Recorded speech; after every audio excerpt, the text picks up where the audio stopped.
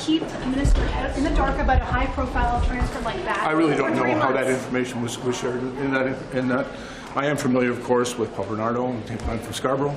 He terrorized our community for quite a period of time, and of course I know the French families, the terrible trauma that he inflicted upon those families and those communities. He's a vile person, and I hope he stays in jail forever. Is it normal, though, for a minister not to be aware of that information? They meant for you to read that memo, which you said was not the case. Who's right? No. Well, let's be really clear. I was never briefed on that information. As the Minister of Public Safety at the time, CSIS would regularly brief me on issues of national security and political interference. And that was done in 3 different ways. Either the CSIS would come to my office, and we would go into a secure room, a SCIF, and they would brief me directly, the director and his colleagues. On a number of occasions, he would ask me to go to CSIS headquarters in Toronto. I would go there, and I would also be briefed in that locale. Or occasionally, they would also send what's called a crow, as an individual who would come with a secure bag to come to my home and have me read that information. In this case, that information was never briefed to me by CSIS. So is David Vigneault No, sir. Well, David Vigneault testified that he produced that memo with the intent that I see it. And I accept his word on that was his intent. But unfortunately, his intent did not actually take effect because they failed to come and brief me on that information. It was never shared with me, and I became aware of that information when it was published in the Globe and Mail in early May of this year. That's the first time I became aware of it. And I only became aware that there was an actual memo that had been produced when Mr. Johnson showed me that memo. And so just to be very clear, CSIS did not brief me on that document. They apparently, I'm advised that they sent it to another office with the intent that I would somehow get to see it. But quite frankly, if their intent was actually that I would actually have that information, my expectation would be that they would come and brief me on it. And secondly, it might have been helpful if they'd sent me an email or a text or a phone call to alert me that there was a report that they intended that I should see, and perhaps give me a clue on where I would find it. Whose responsibility was it to make sure that the intent materialized in your mind? No, to be very clear, there are ministerial directives that require the director of CSIS to bring matters of national security and foreign interference to the attention of the minister. And the CSIS collects that information. They do a very important job for the country, and they have a responsibility to brief matters to the minister that need to be brought to the minister's attention. And they would do that quite routinely. Unfortunately, in this case, for the intelligence and the memo with respect to Mr. Chong, that was never briefed to me. It was never brought to my attention. I was never made aware of it. My question is, whose responsibility is it? Well, clearly, there was, and I think Mr. Johnson in his report identified a number of very significant systemic failures in the way in which national security intelligence information was communicated between our national security intelligence agencies, notably CSIS, and a number of decision makers, including the Minister of Public Safety, that information was not properly forwarded and tracked and briefed on a number of different occasions, and most notably some of this information, particularly around with respect to Mr. Chong. Quite frankly, I would have liked to have seen that information at the time, because I would have ensured that, first of all, Mr. Chong was given enough information to take the steps necessary to keep himself and his family safe, that the Sergeant-at-Arms, who has a responsibility for the security of members of Parliament... I understand that, but I'm trying to find out, do you think in your mind that it's CSIS that didn't make its job properly to make sure that you know that this briefing exists? CSIS routinely briefed me on matters of national security and foreign interference, but unfortunately, for that briefing, they chose not, for whatever reason, to actually come and brief the minister. And as I've said, they did that quite routinely in 3 different ways. That did not happen in this case. And instead, the briefing note was sent to another deputy head, to another office, not my office, and I was never advised that the report existed or where it could be located. It would have been very helpful in hindsight had the director contacted me, sent me a text message or a phone call or an email or a letter or however he wanted to communicate that there was a important report that he intended that I read. He testified last night, and I believe him. I know David Vigneault, he's a very decent man, a hard-working guy.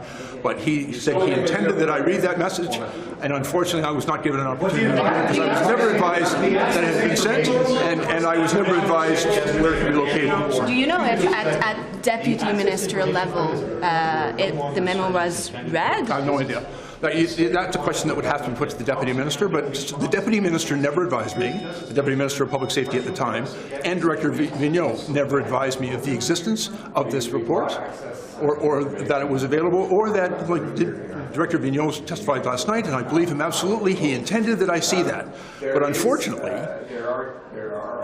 it would have been far more effective if he'd actually come to my office and briefed me on it. That did not happen, or at least alerted me that it existed so I could go find it. As a former public safety minister, with what happened with Bernardo, the staff not telling the current public safety minister about this transfer of a high-profile prisoner, where did that breakdown happen in the office? And again, I have no idea how that information broke down, but I know Bernardo. I was a cop in Toronto and in that community. I know the impact that he had on my community of Scarborough and the fear that he caused in our community. I also know the Mahaffey and French families and the terrible trauma that he inflicted upon whole communities, as well as those two families most tragically impacted.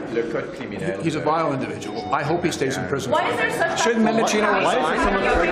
How do you explain, though, that it didn't pierce the consciousness of staff to the public safety minister that this is who this transfer was about? Well, I know who this man is, and I think most Canadians do. I can't explain that. I wasn't part of those conversations. I don't know why that information was not shared with the minister. What's your gut reaction as a former cop? My gut reaction really on behalf of all the people that I've ever served and represented is Bernardo is someone who inflicted terrible harm and trauma on large numbers of our citizens, my community in Scarborough, in the Niagara region as well, the terrible impact that he had on the families who lost loved ones. I think it's entirely appropriate that he be in jail and he stay in jail. Conservatives want Mendicino to resign. Do you think that's an appropriate course of action given the sensitivities of this issue? No, I think our job is not to quit every time something doesn't work out exactly right. Our job is to fix it. So I think resignation is the wrong thing, but I think remedy is what's required. And so we have to look at what didn't work here, what needs to be done better, and we have to fix it. Minister, is it normal for Marco Mendicino's staff not to have told him? Should there be disciplinary action against a staffer? I think that this is a very difficult, it's always a judgment call about what the minister needs to know or not. And, but it's a pattern on the most critical, the most damaging information not getting to ministers. Is it a coincidence that it's on these critical and damaging files that ministers aren't getting the information? I don't think, I think that each individual, there's no pattern here. There is. Mr. Blair didn't get the memo. Mr. Mendicino didn't get briefed. But Mr. Sajan doesn't read emails. I think that there is always, that each situation needs to be taken individually. Would you want to know if Paul Bernardo was transferred and your staff didn't tell you for 3 months? Would you want to know beforehand? Is that how information should be shared? And I think that, as some people have said, sometimes it is there are people who've never heard of Paul Bernardo. There are people who grew up in that region. But if they're in the public safety file, maybe you should be briefed. The staff didn't know who Paul Bernardo is. So is it acceptable that they kept this from the minister for 3 months? Well, I think that'll be up to the minister to decide, and that's what we all have to do. And so you don't see any problems? You think taxpayers are getting their money's worth? Bell Media is closing, I believe, all foreign bureaus except for DC, which I'm not sure is in the CRTC regulations of their license contract, but what do you think?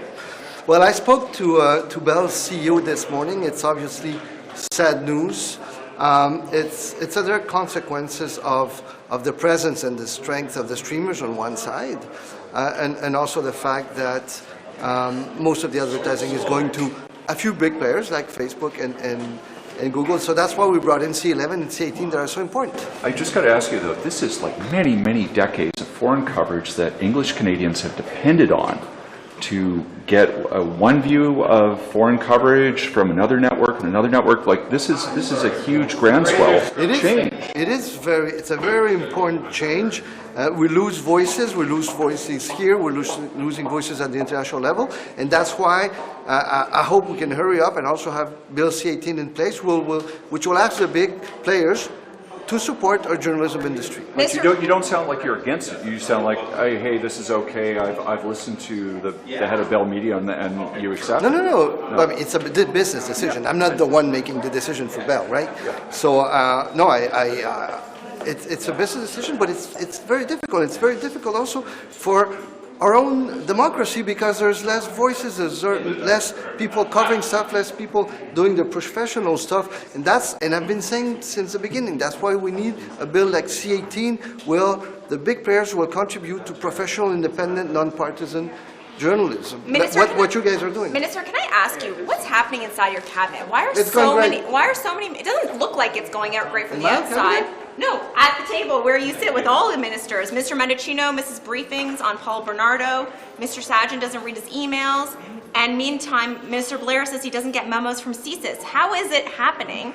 And how are such well-paid politicians apparently missing key parts of their job? I think my colleagues are doing a great job. I mean, and I think we're Really? very Not solid. knowing about Paul Bernardo I think and not... it's a solid and very cohesive team. Is it perfect? No. Can we do better? Any team can do better. Are we doing it for the right reasons, working for Canadians? Absolutely, You think 100%. Canadians are happy to hear we can do better and that's that? Do you think we'll pass the CRTC, sir, this move? Hi, Minister. I just wanted to understand better how it is that a memo directly sent to you from It wasn't directly sent to me, that's incorrect. The memo was not sent to my office at all, it was sent to a different office, and in all cases of foreign interference and national security, CSIS briefed me on those things. They did not brief me on that. They did not advise me that there was a memo. I checked. I didn't get an email. I didn't get a message. I didn't. But how was no word. how CSIS explained it last night is that there is a private or secure room that somebody is dedicated and responsible for checking, printing off the memos, and giving them to you. That's false. And The responsibility to brief the minister is the deputy head, the director of CSIS. I'm not done yet. I'm not done yet. Except he says he sent a memo. Is it not your responsibility as a cabinet minister who is in a well-paid position to not also read the memos you're given? And it was not. I was not given that memo. I was not briefed on it. Nobody in your office was given that memo. No, they were not, and that information was not brought to my attention. Who got the memo in your office? No. What is the problem in your cabinet that so many ministers aren't getting memos, aren't getting briefings on critical information? I think Mr. Johnson did identify that there were very significant shortfalls in the manner in which our national security intelligence agencies were passing information on to the government. But it's broader than that. Mr. Sajjan doesn't read emails. You miss memos. Mr. Mendicino doesn't get briefings on one of the most high-profile killers in the country. You're incorrect. That memo was not sent to me. I did not receive it. The director, in all other cases, briefed me on national security intelligence issues, and for whatever reason, did not brief me. But what about the broader issue of people in your cabinet not getting briefings? It's difficult for, I think, a lot of people to see it from the other side, from a community that I represent, that this is still a wound, deep wound 30 years later, and we need to have these type of information at our fingertips to address this quickly, and that didn't happen. The key now is to move on it. The minister was very quick when he did learn on it in terms of his statement and seeking a review from the Correctional Services of Canada, and hopefully we'll see that review soon. The minister's office says that there's a lot of full information. They choose when best to brief the minister, and in this case, they found out that he didn't have authority over the decision, and they waited until after the transfer happened. Is that how minister's office is that standard operating procedure? I'm just a humble backbencher. But we're seeing a lot of that in terms of intelligence and important information that hasn't made its way to decision makers, whether it be in PROC committee meetings or with this, and that's something that needs to be addressed. We need to do better. The public service needs to do better. We need to work on ways to ensure that the ministers have the information to be able to make the important decisions that Canadians expect. Do you think there should be some disciplinary action here? I think the gut reaction would be, of course, but I'm sure this is a staffer that may be overworked, that probably feels about 1 foot tall and wants to crawl under a rock. I would like to speak to that individual in terms of making sure they know the pain that, say, Catherine's has been through, the Niagara region has been through, that the families have been through, and this is a careless error that has caused pain. Multiple staff knew about this. This was not one staff member. They were looking at this internally. They've confirmed that to us. Pierre Poilievre is now calling for Mendicino to step down from this role. I know Marco well. Marco has a big heart. Marco knows the pain the family is going through as a former prosecutor. He understands this process. He understands the difficulty. And the key is to take the steps now. I think he's been clear in terms of what we need to see. We have a review that's been announced by the Correctional Services of Canada, and look forward to seeing what the outcome of that is. Thanks so much. Yes, pardon, multiplier les rencontres où ça va bien avec M. Blanchet, avec M. Singh, Mme May, comme si c'était lui qui allait prendre une décision. Qu'est-ce que vous pensez de sa démarche de rencontrer comme ça toutes les sous-chefs? Mais moi, je ne suis pas responsable pour leurs horaires non plus. Moi, j'ai assez de difficultés à gérer mon propre horaire. Je ne vais pas commencer à gérer l'horaire des autres. Est-ce que c'est approprié? Se rencontrer comme ils voudront. Moi, puis honnêtement, si ce sera idéal que toutes les formations politiques se mettent d'accord sur les termes de référence du processus, là où les personnes, au moins une liste de personnes. Moi, mes discussions avec les hauts fonctionnaires du Conseil privé, plutôt aujourd'hui, m'ont rappelé une chose, puis je pense que c'est intéressant. C'est bien beau d'échanger des noms, mais si on a la moindre idée, si les gens vont accepter, sont en santé pour faire ça, sont prêts à sacrifier leur été, ont d'autres engagements, alors des listes de noms sans qu'on sache l'intérêt de ces personnes-là. Et les personnes qui sont crédibles et qui pourront être intéressées vont vouloir aussi se poser des questions sur l'échéancier, les termes de référence. L'autre élément, c'est que si ultimement on arrive sur une personne ou des personnes, ce sera normal aussi de leur demander de participer dans l'élaboration des termes de référence, de l'échéancier. Alors, si on essaie de mettre tout ça ensemble sur une base cohérente. Then where are you at as of today? Are you any further ahead than last Friday? Absolutely, absolutely. The great news is we're making progress every day. How? Yeah, but how? Where are you at? By having conversations that are constructive, by seeing a tone where people are wanting to offer suggestions. I'm doing, obviously, my own work as a minister in the government with the support of the Privy Council Office and others. So I'm optimistic. I'm eternally optimistic. I'm not. I don't know where we're going to. Do you have a timeline in your own head about when you want this decided by? I've said publicly, in a perfect scenario, we would have by the end of next week some further details on the next steps. But again, if we find the right person or persons, and if there's a consensus around these names, these people will also want to participate, presumably, in looking at timelines, looking at terms of reference. So they may want to consult others. I mean, this is a process that has to be done well, but expeditiously. So I'm quite comfortable about that. Vous êtes optimiste, mais 81% des répondants à un sondage avec le Toronto Star disent que c'est le temps d'un changement de gouvernement. Vous réagissez comment à ça? Moi, je ne crois pas que c'est le temps pour le changement de gouvernement. Moi, je ne cherche pas à changer de gouvernement. Non, moi, je dois être dans l'autre partie du sondage. Moi, je ne suis pas à la veille de changer de gouvernement. Moi, je suis très content d'être dans le gouvernement. J'étais 15 ans avant d'être ministre. J'étais en opposition. Mais écoute, je pense pas que la question est de vous aimer Dominique Leblanc. Je pense qu'elle est... Écoutez, moi, moi, je ne suis pas dérangé par les sondages. Je pense qu'on n'est pas à la veille d'avoir une élection. Le gouvernement continue de travailler. Moi, écoutez, si on faisait des commentaires sur les sondages tous les jours, on sera tous mélangés là-dedans. Moi, je fais mon travail, je suis occupé avec d'autres choses. Bonne journée. Bye. Justice actually disagreed, said there's no, with what you said about recruitment and applications. He said there is no adequate explanation. He does not get why you can't appoint judges. What's going on? Where's the problem here? It's a rigorous system. We're working hard. Sorry, you've been saying that since last month. I just wanted you to address Chief Justice's comments. That's right. Look, I have this as a priority. Access to justice is a priority for me. As I've said, we have added an additional 100 positions, over 100 positions, which is more than the current gap. I am naming judges at a faster pace than any justice minister in the last 20 years. I'm going to continue to do that. There are ways. There are a lot of judges have elected to go supernumerary. And so we'll continue to work hard at it.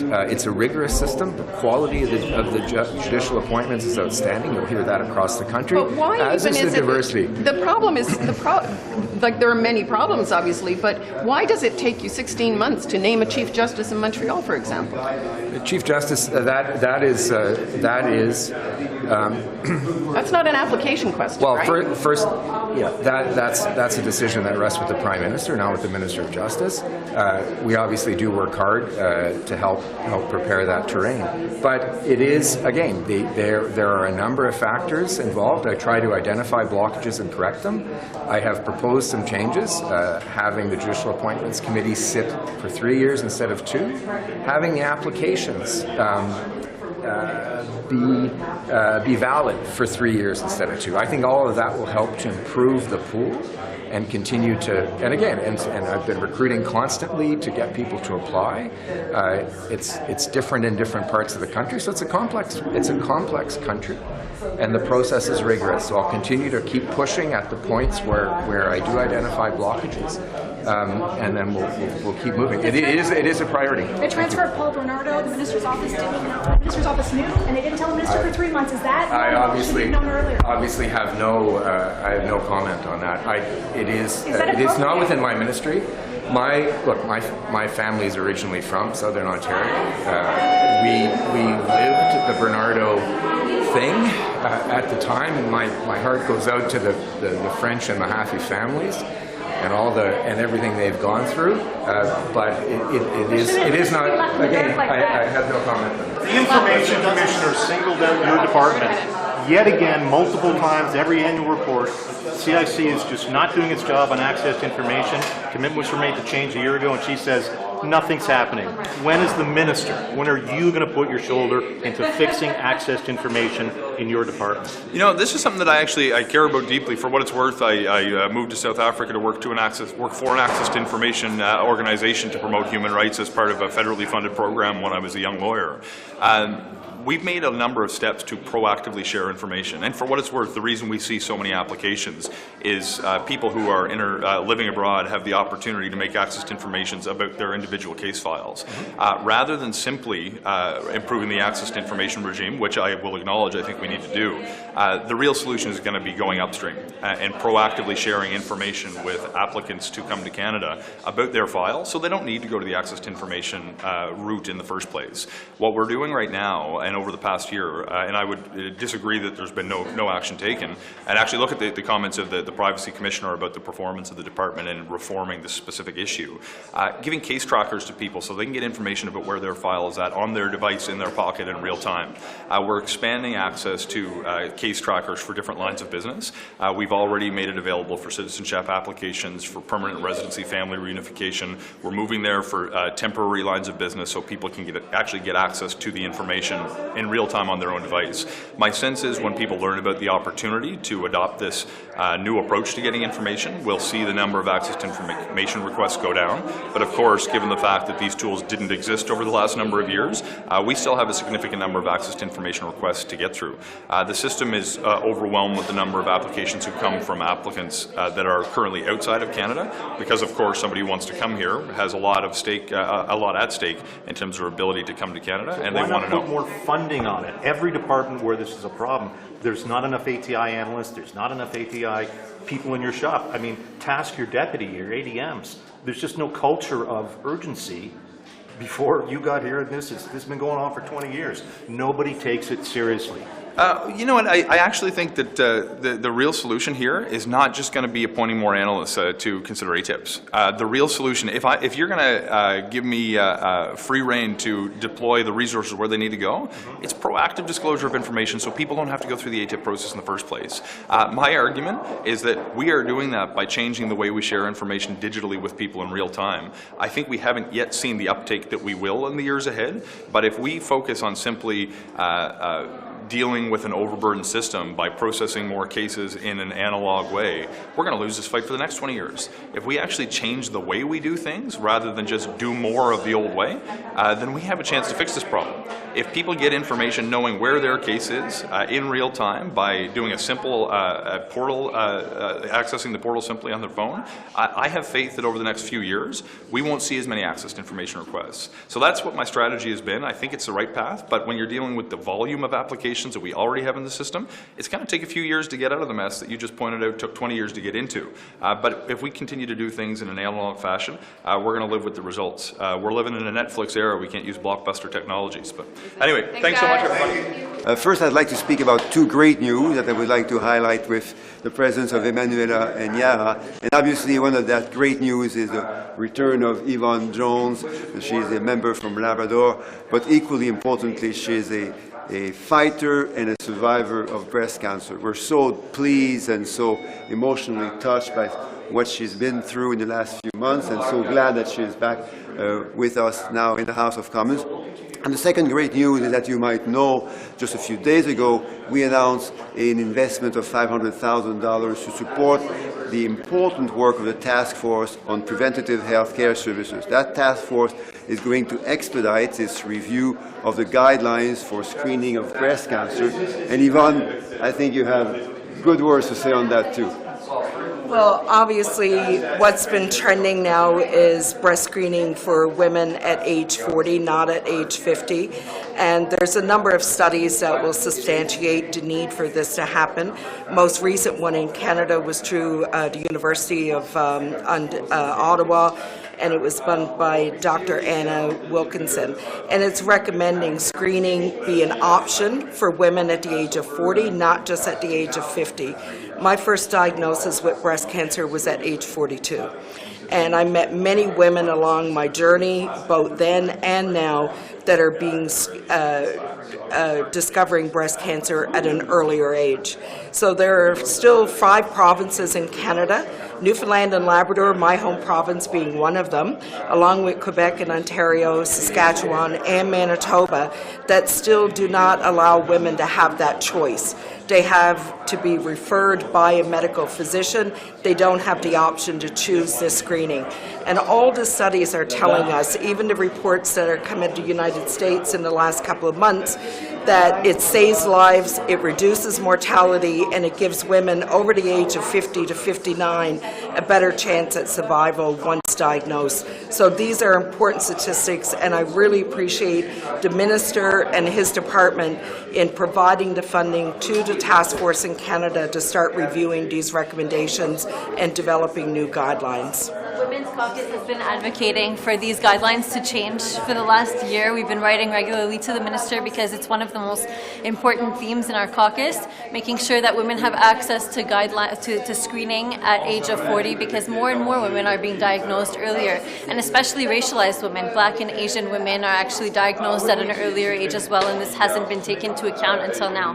So it's really important that we're really happy actually that the $500,000 is going towards speeding up the process of this review, and we're really hoping for positive news that the task force will make the right decisions. Coming from Ontario, we've heard across the board that women are asking for this. They want education, they want empowerment, and they want access, which is their right to have. We know the stats can show the data, just even last year, that more and more women are being diagnosed with advanced stage breast cancer under the age of 50. We have Yvonne, who's an amazing champion of this in our caucus, and the task force needs to hear from Canadian women. The task force needs to review the evidence, and it needs to hear from the many, many stakeholders across the country who really want to make sure that women's health is a priority. Sur la question des sondages, quand 81% des gens disent ça prend un nouveau gouvernement, ça prend un changement, vous réagissez comment? Bien, je pense que ce que les gens disent vraiment, c'est qu'on connaît beaucoup de stress présentement au Canada et au Québec en particulier. Ça coûte cher, le coût de la vie a augmenté avec l'inflation qui impacte toute l'humanité. Évidemment, dans le monde développé, les taux d'inflation sont élevés et c'est pas peut-être une consolation, mais c'est vrai que c'est le cas à travers la planète, mais c'est particulièrement vrai au Canada. Donc, ce que les gens nous disent, c'est qu'il faut davantage appuyer les familles, et particulièrement celles à plus faible revenu, pour les aider à travers cette crise. Reconnaître aussi qu'il y a d'autres crises, la crise du logement qui demande beaucoup d'investissement, la crise contre la pollution qui mine entre autres la santé humaine. Donc, on a plus de travail à faire, puis on comprend et on va le faire. C'est une mauvaise augure quand même les prochaines élections. Qu'est-ce que vous devez changer d'ici entre maintenant et les prochaines élections? je trouve que c'est un signal important qu'un gouvernement doit recevoir, que les gens vivent difficilement. On sait qu'il y a beaucoup de ces choses qui sont indépendantes du contrôle du gouvernement canadien, de la crise en Ukraine, des suites de la COVID, des chaînes d'approvisionnement, c'est très compliqué sur la planète, comme on le sait. En plus, les feux de forêt, les inondations à Baie-Saint-Paul et ailleurs, c'est difficile, c'est stressant, et on doit continuer à être là pour les gens. Le sondage aujourd'hui dit 81% des Canadiens souhaitent un changement de gouvernement. Ça vous inquiète? Vous avez eu ça où ça, le sondage? Pardon? Vous avez eu ça, le sondage? Oui. Abacus Data. Ah, je l'ai pas vu. Je l'ai pas vu encore. 81% des répondants disent on souhaite un changement de gouvernement. Est-ce que c'est pas de mauvais augure pour vous? Ça vous inquiète? Ben, on regarde tous les sondages, évidemment, puis la réalité, c'est qu'il faut toujours aller parler aux Canadiens pour savoir ce qu'ils interpellent et puis faire des changements si cela se motive. Donc, moi, je regarde les sondages comme vous les regardez vous aussi. Je regarde la satisfaction des premiers ministres, mais la réalité, c'est ce dont je me fie, c'est ceux à qui je parle aux portes, puis au téléphone. Puis, ce que je peux voir récemment, c'est qu'ils sont très satisfaits. Ça, c'est peut-être dans votre montée. Oui, mais est-ce qu'au niveau national, il y a des ajustements peut-être à apporter? Ben, on regardera ça, évidemment. C'est un sondage, c'est un sondage. Puis je ne dis pas qu'il ne faut pas le prendre à la légère, mais c'est clair qu'on regarde ça comme on regarde tous les autres sondages. Merci, M. Merci, merci à admettre, regardez les sondages. Aujourd'hui, 81% des gens disent que c'est temps d'un changement de gouvernement. Est-ce que ça vous inquiète? Regarde, il y a des sondages tout le long du mandat et nous allons continuer à livrer pour les Canadiens et Canadiennes et ça, c'est le mandat. Mais ça doit vous inquiéter quand même quand 80%... Honnêtement, je ne regarde pas les sondages. Le seul sondage qui compte, c'est le sondage journée de l'élection. Ça, c'est classique. Merci beaucoup. With the renaming of the Sir John A. Macdonald Parkway, will your government be looking into renaming the John A. Macdonald building on Wellington? I haven't heard of the Sir John A. Macdonald Parkway renaming. Oh. I haven't had any dialogue. I know that some of the things that we're looking at that we've had discussion on is Confederation Bridge. There's Ebeguid Crossing is something that is in the Mi'kmaq language that the province of PEI has said that they want to see happen. This is one of the examples of reconciliation I think that we'll be moving forward on. I haven't seen any requests for any other things for Sir John A. Macdonald renaming, and it would be a conversation to be had for sure, but I'm not opposed to any kind of renaming that helps illustrate Indigenous cultures, Indigenous language, and the need for reconciliation moving forward. I wouldn't say any of that is off the table, but I can't say that we've had any conversations on that specific one.